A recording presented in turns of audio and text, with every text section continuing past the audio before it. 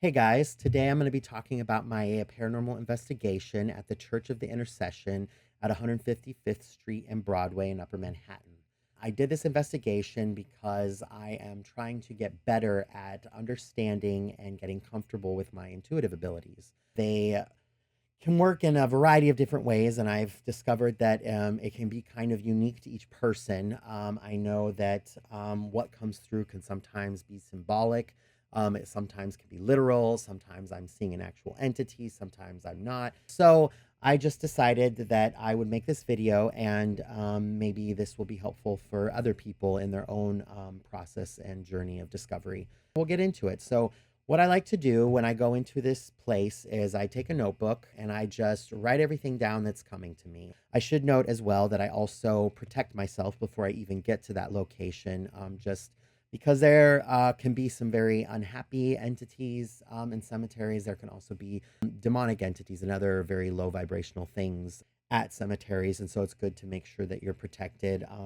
I also, when I get to the location that I'm at, I like to state, I will leave as I came, nothing will follow me. I will leave as I came, nothing will follow me. I will leave as I came, nothing will follow me. I repeat it 3 times, just so that everyone knows that they are not allowed to come home with me. A woman presented herself to me, and I was getting that her name was Anne or Anna. I also got that she was a wife. I got that she was married. I got that she was married to a corrupt bureaucrat, and that she went along with what he was doing, but that really she felt like she was dying inside. And I saw the woman that I saw was in a lacy white ankle length dress, and she had long hair. This person that I was speaking with, Anne or Anna, said that she stayed in the cemetery by choice, that she likes to be there. But she also said that she did not know where her husband was, and that he wasn't there, and that she didn't know where he was. So this first place where I was getting these readings, this first place that I was at, where this Anne or Anna person was coming through, was near the Wood family plots.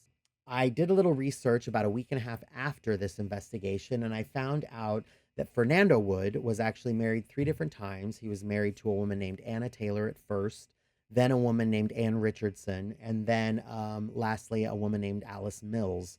I got that he was mayor 3 separate times in New York City, but that he ran his office like a dictator, and that he was politically corrupt, and that he actually ended up prematurely ending his second term because he was arrested. I also got that Anna Taylor, his first wife, was an adulterer and that she ended up dying an alcoholic prostitute. So I think that there's definitely some connection to the research from the Wood family that I've discovered. And then this person, Anne or Anna, that was coming through. I think in the end, I was speaking with Anna Taylor, his first wife. I got that she had 2 boys, but I'm starting to think that maybe those children came from somebody else, and not Fernando Wood. I just thought it was interesting that there was these connections between being married to a corrupt bureaucrat, and then this Fernando Wood guy ends up being a corrupt bureaucrat. So that was an interesting connection that I found.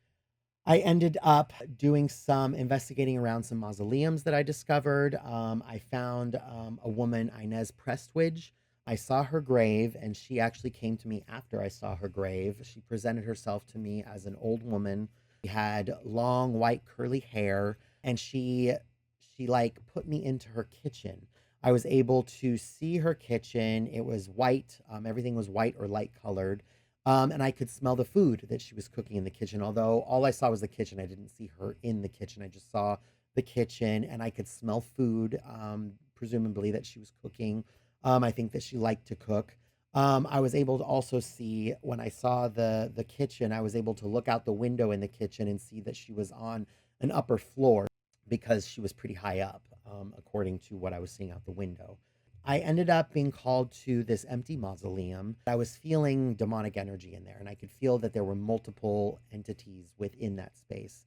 What I got was that they were trapped in there. I also got that there was one very old entity, but I also felt 12 to 17 other entities within this space, this mausoleum, and their energy to me felt very chaotic. I also, as I was sitting with this mausoleum for a time, trying to get this stuff to come through, I started to feel the energy in my solar plexus right under my sternum. And I could feel my stomach start to turn, and I started having these egg burps, kind of an upset stomach type thing. And then behind my eyes, in my head, I started to develop a slight headache. And I also noticed that by the time I left the cemetery itself, I wasn't feeling any of these things anymore. When I had finished my working with that empty mausoleum, I was smoking a cigarette, just taking a break, and I kept getting to go up, go up, go up, go up.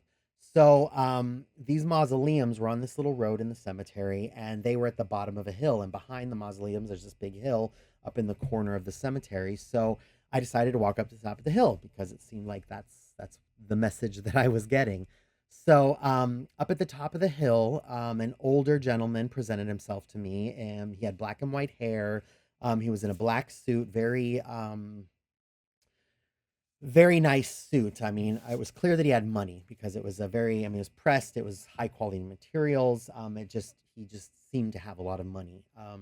This entity, the spirit that presented himself to me, I could see that he had a mustache. And then I was getting maybe a beard. I was thinking maybe more like chops, maybe not a full beard. It was a little hazy to me.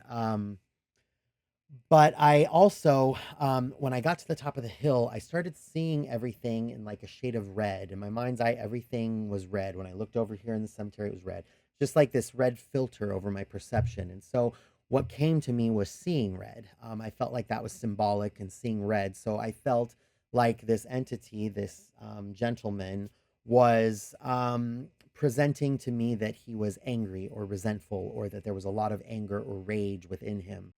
And I did a little research after the fact. I noticed at the top of this hill there was a fenced area with a lot of grave plots within the fenced area, and it was for the Minturn family, or at least a branch of the Minturn family. I looked into it again a week and a half later. I looked into it. The Minturn family was very well to do. One of the grave sites was for a gentleman named Robert Shaw Minturn.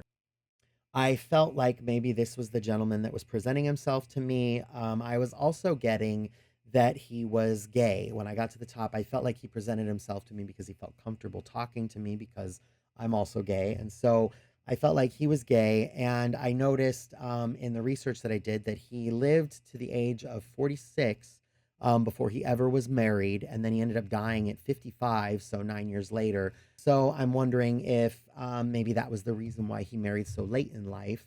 And maybe that was also the anger, the source of the anger and the rage that was presenting to me. Who knows? But I think as time goes on and I continue to do these investigations, it will become easier and more clear to me what all of this random stuff, seemingly random stuff, means. So thank you for listening today. I hope it was helpful or at least entertaining. And I will be back with more at some point.